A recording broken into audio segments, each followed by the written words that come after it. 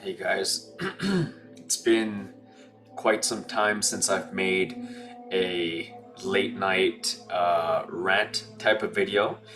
Not a rant, but more of a guided intelligence. There are times in our life where we must compel and dwell ourselves to make a change. How do we make these changes? When are we going to make these changes? And why do we change? So today I was reflecting on my life after death. And I do this every now and then, but I reflected as my spirit looking at my life review and considered how I would feel leaving this world again the way I left it.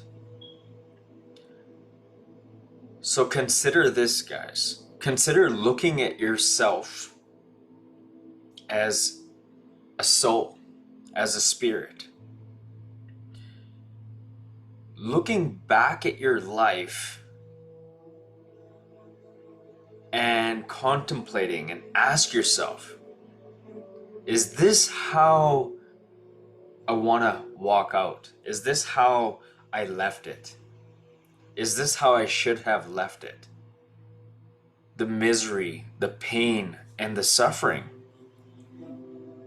the crying, the emotions, the fear, the doubt, the avoidance, the negating, the denial of yourself, your self-actualizations. Take your own experience from this, but there's so much going on in the world.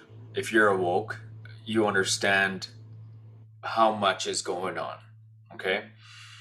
And you take that, you consider your relationship, your job, money, children,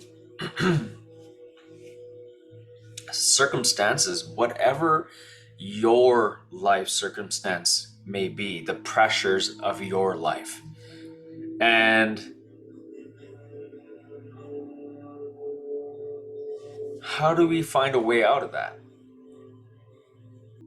Making a decision to change,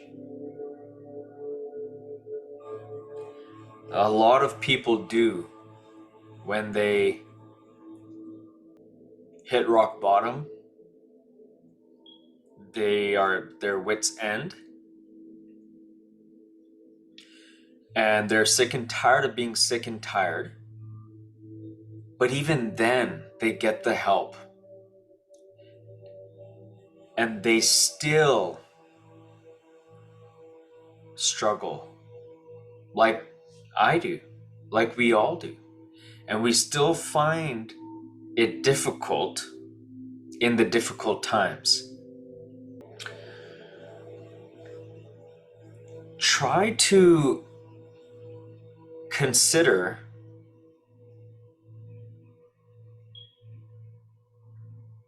seeing yourself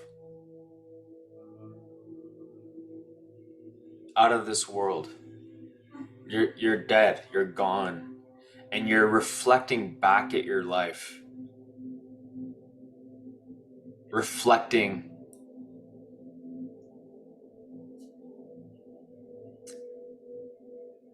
on your life. As a spiritual being, that's what you are now. You don't have to die to realize that you are a spiritual being. You're a soul on a mission. Do your spirit some justice so you don't have to die to realize that you could have done it all over again.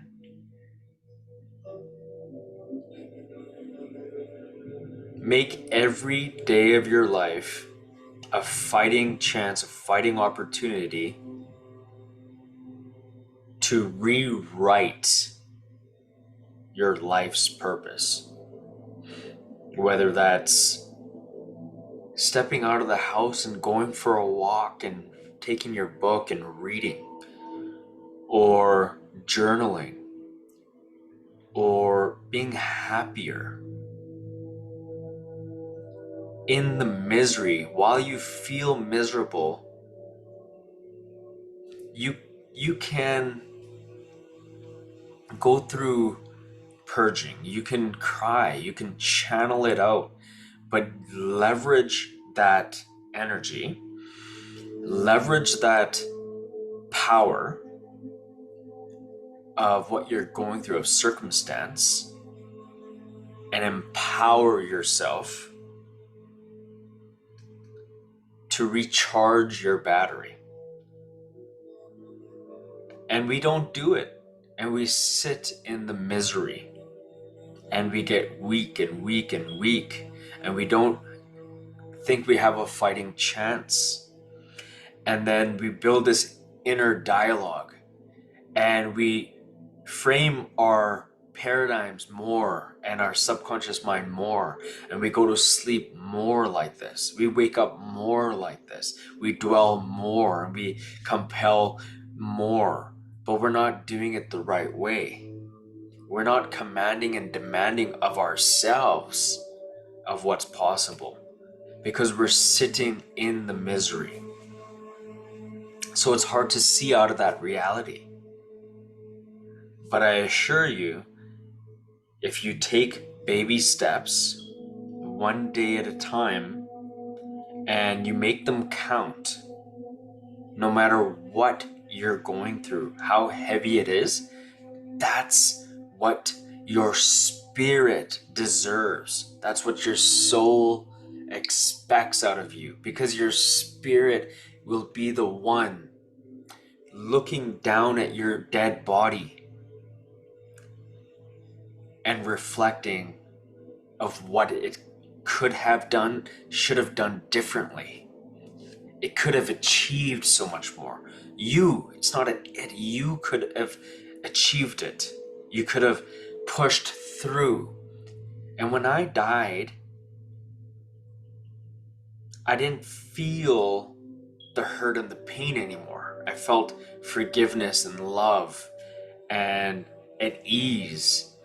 But I seen my life review. I seen the misery. I seen the pain, but I couldn't associate the feeling. It was, I felt I needed to come and do it all over again, but I didn't know this feeling, that what we feel here now, the strain, the pain, the emotions, the crying, the tears, the shaking,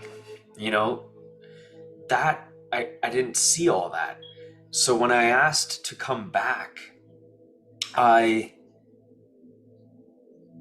knew I expected to change a lot of things that I seen without knowing the difficulty of this reality. And I'm here to tell you, it's okay to cry. It's okay to let it out. It's okay to cry to your spirit. It's okay to beg for forgiveness. It's okay to apologize and say, I'm sorry, and cry. But what are you going to do with that? What are you going to do afterwards? Are you going to come out of that and prove to your higher self that you're going to take the steps necessary to achieve your life's success? And it could be anything. It could be one step ahead of what you weren't doing, right? Success is not dictated by material things. It's a byproduct. Material things and your outside success is a byproduct of you succeeding to your mind, body, and spirit. If you carry on and you move forward in your life with this knowing and this trust and this awareness in the difficulty, and you can persevere through it, even if you cry, it's okay. But you've got to keep your head up, and while it hurts, move forward. There's a trust, there's a plan, and the plan will come into fruition in the unknown while you know you're doing it anyways. It's gonna appear. Someone said many times to me, I believe it when I see it. It's the other way around, guys. Believe it to see it. You have to believe and know. You have to know and live in that knowing unknowingly for it to manifest. And then it becomes your reality. Then material things happen, people, circumstances, things show up, things will happen. And sometimes they're easier than others, sometimes they're harder than others. But just trust and know the practice of connecting to you as a spiritual being and knowing that's the fight. It's for that. It's not for this physicalness. It's not for your pain and suffering. It's for your soul. So your soul doesn't have to see that pain and suffering go without a fight. If your spirit sees your life just went for nothing, that's the worst. That's worse than what you're going through now. Is when it's all done and over and you look back at your life and realize that, wow, I could have done something. Yeah, you might feel you don't want to come back. You might feel the misery that you don't want to redo. But I'm telling you from experience, this is your carnation. This is your this is the life you were given. And if you're not going to do something to change it, that's a hard one to, brush under the rug or turn a blind eye to. So, I hope this message touches the right person, and just want to let you know that you can turn these energies into power. They don't have to just stay as pain and suffering or tears and crying and suffering. They don't have to stay that way. You can use them to achieve higher levels of awareness, more power, healing, manifestations. I have a client that used it recently to grow her following and her subscribers, and they're just flooding in. I've done it in the past, but that I'm not just talking about material things. I'm talking about personal power. I'm talking about strength, internal strength as well. I'm talking about attraction. I'm talking about healing. I'm talking about mind over matter. I'm talking about discipline. I'm talking about endeavoring the pain and suffering. You can use your inadequacies and you can reflect on them, and you can build a compelling, and you can use that energy to command and demand to do more. All the best, and I just wanted to put this message out there for anybody who is finding it very difficult, as I do, to maneuver when you're awakening, getting out of the matrix, when you are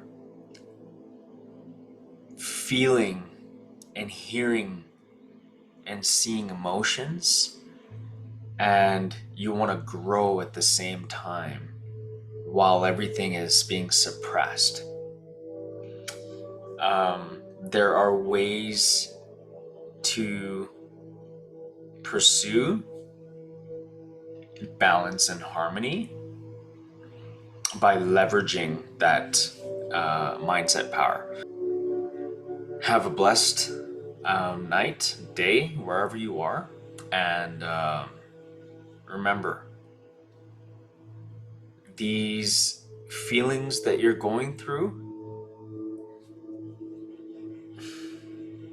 whether you want to believe it or not, they're energy, they're power. If you know how to use them to get out of it.